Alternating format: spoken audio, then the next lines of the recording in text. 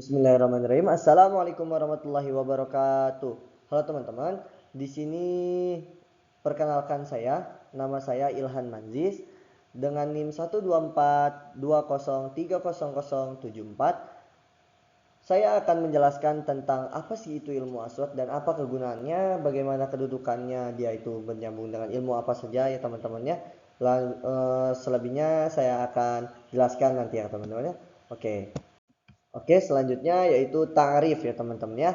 Ta'rif. Ta'rif itu apa? Penjelasan. Penjelasan tentang apa? Penjelasan tentang yang namanya ilmu aswat. Ilmu aswat menurut Dr. Nasaruddin Idris Jauhar adalah innahu ilmu wasi'un tandariju tahtahu furu'u kathiratun. Ya. Tahtalifu wa tadarabu fiha bainaha min haitsul ahdafi wal majali wal manhaj. Nah, Dr. Nasaruddin Idris Jauhar mengatakan bahwa sesungguhnya ilmu aswat ini adalah ilmu yang luas. Di bawahnya terdapat banyak cabang yang berbeda-beda dan terkadang bertentangan satu sama lainnya dalam hal tujuan, ruang lingkup, dan metode.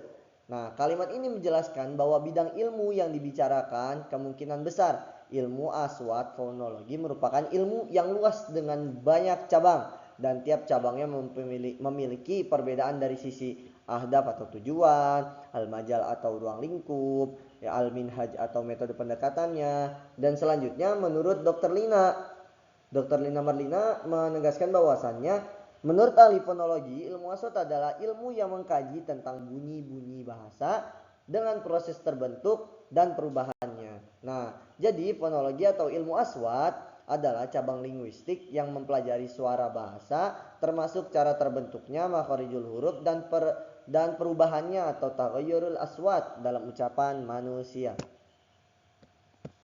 Oke, selanjutnya teman-teman kita masuk ke anwau ilmu aswat. Nah, anwau ilmu aswat atau ada macam-macam dari ilmu aswat itu yang pertama ada an-nutqiyah ya teman-teman ya. Yang kedua ada al-faziyah, yang ketiga ada as-sama. Nah, an-nutqiyah adalah bidang artikulos atau fonetik atau artikulosnya. Nah, penjelasannya bahwasannya an-nutqiyah fur'un min ilmil aswat yadrusu adawatin nutqi allati tusa'idu ala intijadil aswat. Nah, cabang dari ilmu aswat yang mempelajari alat-alat bicara yang digunakan untuk menghasilkan bunyi, mempelajari alat bicara untuk menghasilkan bunyi. Nah, jadi an-nutqiyah ini menjelaskan atau mengajarkan kita untuk mempelajari alat bicara untuk menghasilkan bunyi dan pokoknya cara menghasilkan bunyi tersebut dan alat-alat bicaranya. Yang kedua ada alfazia. Alfazia itu apa? Membahas tentang apa sih? Alfazia itu fonetik akustik atau fisiknya. Nah, bahwasannya alfazia ya durusul aswat min janibin khawasiyah alfizaiyah. Nah, mempelajari bunyi dan dari segi sifat-sifatnya. Nah, dari segi sifat-sifat fisiknya. Nah, bahasa Indonesia bahwasannya mempelajari bunyi dari aspek gejala fisik seperti frekuensi, amplitudo, intensitas, terus timbre dan lain-lain ya teman-teman. Yang terakhir itu ada asam-i. Nah, asam-i ini apa? Asam-i ini seperti yang di depan ya, mempelajari cara menyampaikan bunyi dengan baik. Nah, yadrusu kaifiyatul istiqbalil aswat wa idrakiha wa naqliha ilal mustami'. Nah, mempelajari bagaimana bunyi diterima, dipahami dan disampaikan dengan baik gitu. Jadi ilmu asam ini adalah gimana cara kita menyampaikannya, bagaimana cara kita memahaminya, bagaimana cara kita menerimanya dan bagaimana seseorang itu menyampaikannya dengan baik gitu loh. Nah, yang selanjutnya oke teman-teman, yang selanjutnya ada makanun ilmu aswat atau tempat-tempat atau kedudukannya ilmu aswat. Nah, ilmu aswat atau fonologi itu memiliki kedudukan yang sangat penting ya teman-teman ya dalam linguistik karena menjadi dasar bagi cabang-cabang ilmu bahasa lainnya. Nah, yang pertama itu alaqatu ilmu aswat bi ilmu sarf atau morfologi. Nah, hubungan ilmu bunyi dengan ilmu morfologi menjelaskan bahwasannya yusa'idu ilmu aswat fi tasdihi kaifiyati taghyiril aswati inda tasarrufil kalimat. Nah, Ilmu bunyi atau ilmu aswat membantu menjelaskan perubahan bunyi yang terjadi ketika mengalami perubahan bentuk. Nah, jadi ilmu aswat itu membantu dalam membantu menjelaskan itu dalam perubahan bentuk kalimatnya. Contohnya kataba yaktubu katibun. Nah, perubahan bentuk kata kerja fiil ini disertai perubahan bunyi vokal. Contohnya tadi kan kataba yaktubu katibun. Nah, yang dijelaskan oleh fonologi. Nah, yang selanjutnya itu yang kedua memberikan penjelasan terhadap ilmu sintaksis. Nah, yusaidu ilmu al-aswat fi tawdi'i kaifa tuntaqul kalimat wa turattibul jamal bisyaklin sahih. Nah, ilmu bunyi membantu menjelaskan cara pengucapan dan penempatan kata dalam kalimat dengan benar. Ya teman-teman ya. Contohnya kata talibu ad-darsa. Nah, pelajar itu menulis pelajaran. Penempatan bunyi dan tekanan kata mempengaruhi makna sintaksis. Nah, jadi kita tuh ketika belajar fonologi juga ya kan, nada itu sangat penting kalau kita baca misalnya kata talibud dars. Nah, jadi kita menjelaskan bahwasannya si murid itu tuh sedang belajar. Kalau kayak gini kata talibud dars, nah itu kayak nanya. Jadi sintaksis juga mempengaruhi gitu. Juga menjalin hubungannya dengan ilmu aswat karena dia juga menjelaskan tentang kayak maknanya apa sih ini makna kalimatnya tersebut dengan fonologi. Nah, yang ketiga itu ada alaqatu ilmul aswat bi ilmid dilalah, menjelaskan makna kalimat yang memiliki banyak makna dalam ilmu semantik. Nah, yusaidu ilmul aswat ala tamyizil ma'ani mukhtalifati bi ikhtilafil aswat. Ilmu bunyi membantu membedakan makna kata berdasarkan perbedaan bunyi. Ja'al asadu ilal maidan, singa datang ke lapangan. Jika bunyi atau intonasi diubah bisa menandakan perbedaan makna. Misalnya kalimat berita atau seruan. Nah, contohnya ja'al asadu ilal maidan. Ja'al asadu ilal maidan. Ja'al asadu ilal maidan. Ja'al asadu ilal maidan kayak si singa datang ke lapangan. Kalau ja'al asadu ilal maidan kayak panik gitu dia mereka tuh. Nah, yang selanjutnya ada alaqatu ilal maswad bi ilmil ma'ajim wal ma'ajimiyah. Nah, memberikan penjelasan terhadap kajian leksikologi dan leksikografi dalam ilmu fonologi. Nah, yusahimu ilmul aswat fi tanzimil kalimat fil ma'ajim wa tawdihi an-nutqiha as-sahih. Ilmu bunyi berperan dalam penyusunan kamus dan penjelasan cara penghafalan kata dengan benar. Nah, dalam kamus fonologi membantu menentukan tanda baca dan simbol fonetik untuk kata agar pengguna tahu cara melafalkan dengan benar. Nah, misalnya alima ulima gitu kan. Nah, contoh perubahan ulima gitu ya kan, bentuk aktif, bentuk pasif gitu. Perubahan harokat a i u menunjukkan perbedaan makna gramatikal dan hal ini menjadi kajian utama dalam ilmu aswat dan sekalipun morfologi tersebut, teman-teman. Jadi dapat kita disimpulkan ya bahwasannya ilmu aswat itu juga punya tempat-tempat dan kedudukan itu sangat banyak. Udah gabung sama morfologi, terus sama ilmu sintaksis, semantik, leksikologi, leksikografi. Nah, kalau tadi seperti yang dijelaskan kalau morfologi gimana? Jadi kita bisa membantu kata seperti misalnya kita menjelaskan kataba yaktubu katibun. Nah, kataba orang itu telah menulis yaktubu dia sedang menulis, katibun orang yang menulis. Nah, kata talibud dars. Nah, ilmu sintaksis menjelaskan ilmu sintaksis. Nah, terus yang ketiga ilmu semantik. Jadi nadanya juga gitu loh. Nah, terus alima, ulima. Nah, ilmu fonologi. Nah, ini tuh tentang kamus gitu teman-teman ya. Oke. Selanjutnya kita masuk ke materi ahamiyatu ilmu aswat. Jadi pentingnya ilmu bunyi atau ilmu aswat atau ilmu fonologi. Ilmu aswat atau ilmu aswat memiliki peranan penting dalam memahami dan membedakan bunyi-bunyi bahasa karena setiap perubahan bunyi dapat mempengaruhi makna suatu kata atau kalimat. Berikut beberapa macam pentingnya ilmu aswat. Yang pertama ada nunqiyah, membedakan makna dari berbagai bahasa. Nah, atau dari aspek artikulasinya, pengucapannya. Yusamidu ilmul aswat fi tamyizi al-ma'ani bainal lughat bil ikhtilafi nutqi. Ilmu bunyi membantu membedakan makna antara berbagai bahasa melalui perbedaan pengucapan. Nah, contohnya zabaha yazbahu, zabaha zabaha zabaha sabaha. Nah, ini tuh perbedaan kata satu huruf konsonan mengubah makna seluruh kata. Nah, ya teman-teman ya. Jadi anutke itu sangat penting ya teman-teman ya dalam ilmu asat itu, karena satu kata atau satu huruf saja bisa mengubah seluruh maknanya gitu. Zabaha apa, kalau zabaha apa namanya, menyembelih ya kan. Sabaha sabaha yasbahu itu berenang ya kan.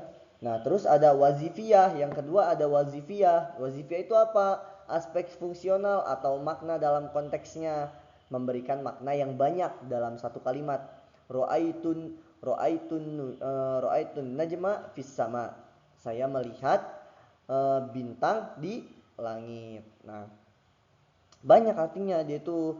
Nah, contoh menjelaskan bagaimana satu kalimat dapat memiliki banyak makna tergantung konteksnya. Contohnya ro'aitun najma fis sama, aku melihat bintang di langit ya kan. Namun tapi nih kata najm di sini ya kan juga bisa berarti tanaman, atau dalam konteks lain menunjukkan perbedaan fungsi makna dan lain-lain ya teman-teman ya. Nggak semestinya kayak ro'aitun najma fis sama. Nah, ini tuh biasanya kita jumpai banyak yang kayak gini tuh, atau yang seperti wazifiyah yang dijelaskan saya kali ini tuh biasanya kita banyak banget temuin di Al-Qur'an. Selanjutnya ada lafziyah. Nah, lafziyah aspek fonetik atau lafal atau cara pengucapannya. Nah, membedakan cara pengucapan huruf dan bacaan. Nah, pentingnya ilmu aswat itu kita bisa membedakan cara baca bunyi atau cara bacanya gimana. Huruf sin dibaca tipis, kalau huruf so dibaca tebal, so, po, ya kan, ro, da, fa, qaf, ya kan, kita harus tahu. Nah, ilmu aswat ini kita juga diajarkan untuk kayak ini loh, sa gini, kayak tadi makhorijul huruf ya kan di awal sudah dijelaskan. Yang ketiga itu ada ta'allumiyah, membedakan unsur bahasa yang inti. Contohnya kataba menulis, alima mengetahui. Nah, membantu. Jadi ta'limiyah ini membantu proses pembelajaran bahasa dengan mengenali unsur bunyi yang menjadi inti bahasa, memberikan bahasa yang inti dasar dalam belajar bahasa. Contohnya kataba menulis, alima mengetahui. Perubahan vokal atau harokat memberi perbedaan makna di dasar pembelajaran dalam fonologi. Nah, ilmu aswat bukan hanya mempelajari bunyi secara teknis ya teman-teman. Dari apa yang kita pelajari ini empat ini nih, ilmu aswat itu bukan cuma menjelaskan tentang mempelajari bunyi secara teknis kayak bunyi itu ini, bukan. Dia tuh banyak cakupannya, kayak seperti tadi dijelaskan ya kan, dari baik dalam sangat penting ya kan, baik dalam segi membentuk makna kata, membedakan makna antar bahasa, menentukan cara baca yang benar, dan mempermudah pembelajaran bahasa secara tepat dan bermakna teman-teman. Selanjutnya kita harus mengenal apa itu bunyi dan bahasa. Nah, bunyi apa, bahasa apa ya kan? Kayak dari kita udah menjelaskan panjang pendek tapi kita belum mengenal apa itu bunyi dan apa itu bahasa. Yang pertama ya kan, kita masuk dulu ke bahasa. As-saut. As-saut allati yantiqu bihal insan tahtalifu fiha bainaha darajatun wa tabaqatun. Wa yarji'u dzalika ila ma indahum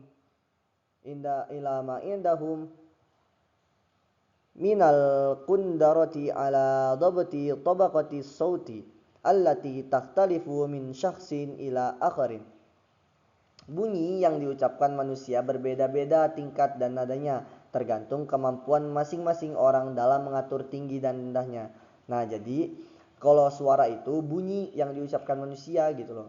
Kayak ini loh, ini dari tadi saya telah mengucapkan asot atau suara ya kan, yang diucapkan oleh manusia gitu ya kan.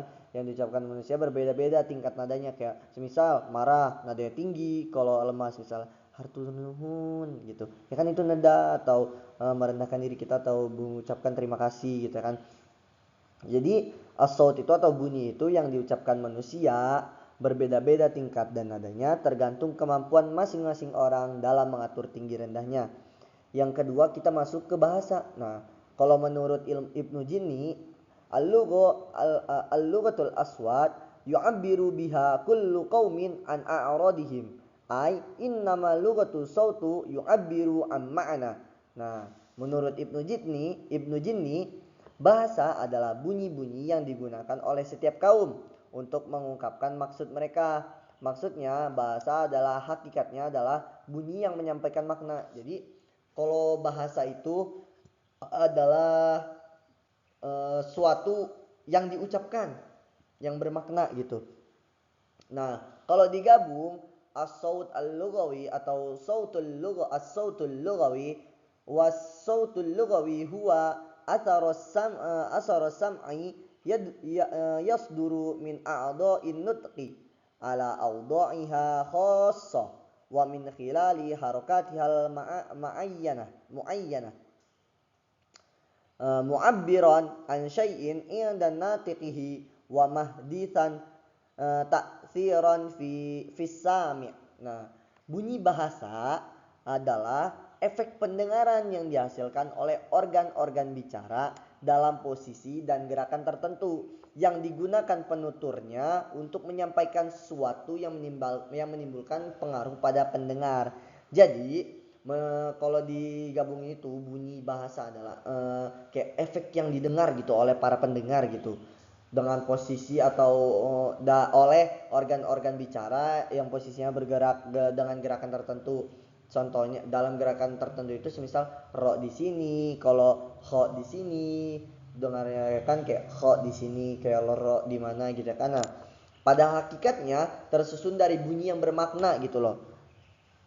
Setiap manusia pasti memiliki yang namanya kemampuan yang berbeda dalam menghasilkan bunyi. Ada yang suaranya bagus, ada yang suaranya bagus banget gitu loh. Nah, bunyi linguistik atau as-sautul lughawi adalah bunyi yang bukan hanya terdengar tetapi juga mempunyai makna dan fungsi komunikasinya. Nah, gitu loh teman-teman. Kali ini kita akan menjelaskan proses terjadinya suara atau hudusus saut. Nah, hudusus saut itu juga ada macam-macam ya teman-teman ya. Yang pertama itu ada jismun muhtazun. Nah, huwallazi yatamassalu fil asya'il lati tahtazu fatashabbabu wujudal harakati aw darbatil lati tusibuha. Nah, yaitu benda yang bergetar dan menyebabkan adanya gerakan atau getaran akibat pukulan atau benturan yang diterimanya. Nah, jadi apa sih terkaitannya dengan ya kan proses terjadinya suara itu? Jadi kalau kita semisal menggetarkan atau membenturkan suatu pensil, misal gini. Nah, itu terjadi adanya bunyi gitu. Nah, contohnya ini, maksudnya itu ini. Segala bunyi yang berasal dari getaran suatu benda, jika bendanya berhenti bergetar, maka suaranya juga berhenti terdengar. Nah, contohnya gini, misal kita dengar ini.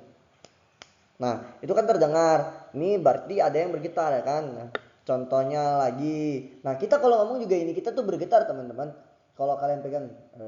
Nah, itu tuh sebenarnya berasal dari getaran atau adanya gerakan gitu. Dari suatu benda atau pukulan benturan yang diterimanya gitu. Yang kedua itu ada yang selanjutnya itu ada masdaru al-taqah, masdarut taqah.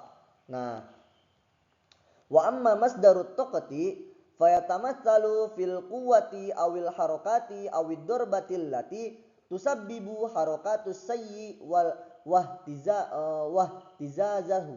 Nah, adapun sumber energi ialah kekuatan gerakan atau pukulan yang menyebabkan benda bergerak, bergetar.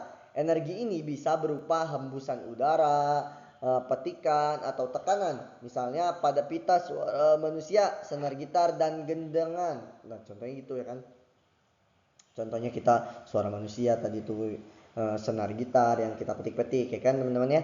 Terusnya ada yang genderang. Nah, terus yang terakhir itu yang tengah ada hujuratu ar-ronin. Kalau hujuratu ar-ronin adalah wa amma hujuratur ronin fahiya wasatu ghaziun aw sailu aw salbu yatadzabzabu biwasitatihi sautu as-sadiru minal jismi muhtar wa huwa alladhi yaj'alu saut masmu' ya. Jadi adapun ruang resonansi adalah medium berupa gas, cairan atau benda padat yang menjadi perantara getaran suara dari benda yang bergetar sehingga bunyi tersebut dapat terdengar. Udara atau ruang resonansi utama bagi manusia, tanpa medium seperti udara bunyi tidak dapat sampai ke telinga. Jadi udara atau gas atau yang lain-lain itu sebagai perantara teman-teman bagi suara tersebut. Nah, likai yatawakkal sawut yajibu an na'rifa al-jism muhtadir, benda yang bergetar, masdarut taqah, sumber energi, atau wasitatul lizinin, atau ruang atau media penghambatnya. Tanpa salah satu unsur ini bunyi tidak dapat terbentuk atau terdengar teman-teman. Oke teman-teman, selanjutnya kita masuk ke alat bicara dan bagian-bagiannya. Jadi setelah kita mempelajari banyak yang kayak ilmu aswat itu gabung sama morfologi, ilmu aswat itu menggabungkan tentang, terus menjelaskan tentang apa sih posisi-posisinya ilmu aswat. Selanjutnya kita harus tahu dong bagaimana suara itu dikeluarkan. Yang pertama paru-paru. Nah, kenapa sih paru-paru kan buat napas gitu. Nah, bunyi dalam bahasa Indonesia dan bahasa Arab dihasilkan dari udara yang keluar dari paru-paru. Contohnya, semisal kita sedang berbicara, saya lagi bicara nih kayak gini. Otomatis itu pasti ada suara gitu loh, ada angin gitu loh. Nah, kalau kita pengen bersuara, otomatis harus ada angin yang dikeluarkan oleh paru-paru. Yang kedua, batang tenggorokan. Batang tenggorokan ini berfungsi sebagai apa? Saluran utama. Dia itu sebagai saluran utama. Keluarnya udara dari paru-paru menuju alat ucap. Yang ketiga ada tenggorokan.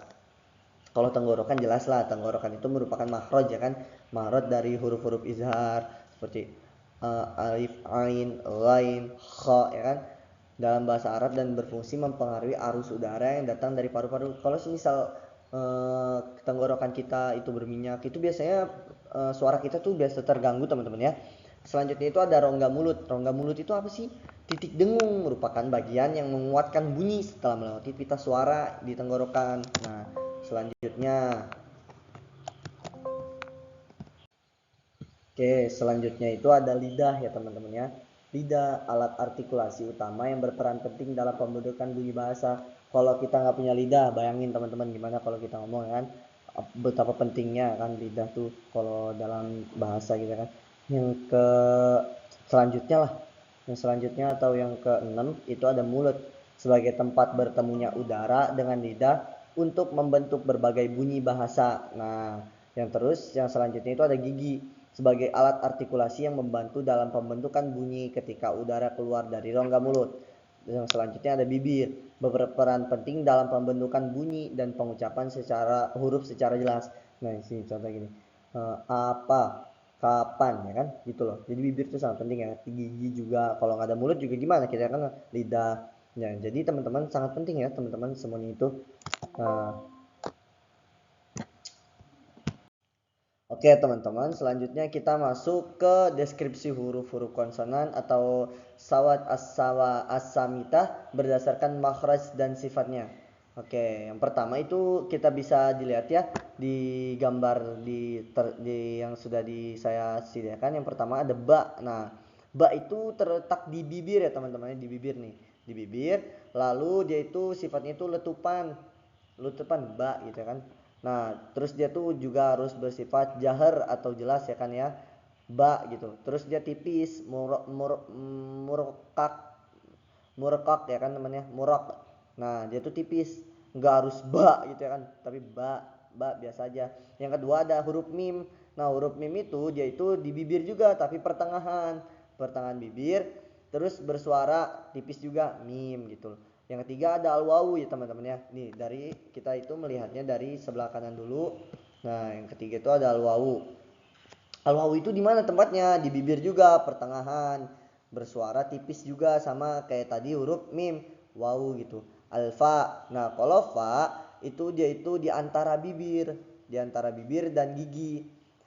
Geseran ikhfa Jadi dia tuh ikhfa hukumnya ya. Terus dia tuh tak bersuara atau mahmus tipis gitu loh. Terus yang selanjutnya itu ada sa. Sa itu dia itu terletak di gigi. Nih kalau kita ngomong tuh sa sa sa sa kan geseran terus dia bersuara dan tipis juga ya teman-teman ya. Selanjutnya itu ada za. Ada za. Ada dal dulu ya teman-teman ya. Dal, adal. Adal itu adalah geseran. Nah ini nih geseran ya artinya. Isnati nih geseran nih. Ihtakaki. Ihtakaki itu artinya itna asnan itu tuh gigi ya kan. Ihtakaki itu bergeseran ya teman-teman ya. Terus dia tuh majhur jelas suaranya majhur bersuara. Murakik tadi seperti yang jelas di atas itu tipis ya teman-teman ya. Zo itu berarti dari gigi. Terus dia itu bergetar atau geseran. Majhur itu jelas dia terus dia tipis. Terus dal, huruf dal itu apa? Dari gigi juga. Terus dia itu kalau dal itu dari gusi-gusi ya teman-teman. Nah, dia letupan bersuara tipis. Letupan bersuara tipis. Nah, terus kalau huruf dot itu dari gusi-gusi juga, letupan bersuara tebal. Nah, kalau za itu dia gusi-gusi juga, geseran bersuara tipis sama kayak yang di atas za gitu loh. Terus dia sin. Sin itu berasal dari juga tipis juga kan sin kan dari gusi-gusi. Sin biasanya kita kalau ngomong sih. Sin gitu. Nah, selanjutnya ada huruf tadi udah sin, terus sod sampai ya, coba kayak di atas tuh. Terus selanjutnya ada huruf nun. Huruf nun itu dia dari gusi ya, dari gusi atau hidung pertengahan bersuara tipis gitu. Terus yang selanjutnya ada shin. Shin itu langit-langit dari langit. Shin. Nah, shin ya, dari langit-langit itu. Terus yang selanjutnya ada jim. Nah, kalau jim itu ya, teman-teman ya. Kalau kita bener fase dalam mengucapkan huruf jim itu biasanya kalau orang lama itu ya pakai kaca, dia tuh depannya baru ngomong jim. Kalau misal masih ada embun berarti dia belum fase. Yang selanjutnya ada ya. Nah, kalau ya ini dia itu terletaknya di langit-langit tengah. Ya. Nah, selanjutnya ada al-kaf. Al-kaf itu berada di mana? Langit-langit belakang atau velar. Letupan bersuara tipis yaitu murakit ya. Terus selanjutnya ada ghin. Ghin itu ada di mana? Nah, ghin itu ada langit-langit belakang. Selanjutnya ada kha. Kha itu di mana? Kha di sini ya teman-teman ya. Kha, langit-langit belakang juga at-tabaq. Selanjutnya ada al-kha. Al-kha udah tadi al-ain sekarang. Ya al-ain itu ya kan di tenggorokan dia al-khalq geseran bersuara tipis ya kan. Terus tenggorokan al-ha ha itu letaknya di tenggorokan. Terus dia tuh sifatnya letupan tak bersuara tipis dia ha. Terus al-hamzah ya kan, tenggorokan itu a sifatnya itu letupan dan tak bersuara tipis. Terus ada yang terakhir itu ada ha di tenggorokan geseran tak bersuara tipis. Oke teman-teman, mungkin cukup sekian ya yang bisa saya jelaskan kepada teman-teman. Semoga apa yang saya jelaskan itu bermanfaat bagi kita semua. Apabila ada kata yang salah itu datangnya dari saya. Kurang lebihnya saya mohon maaf. Wabillahi taufiq wal hidayah. Wassalamualaikum warahmatullahi wabarakatuh.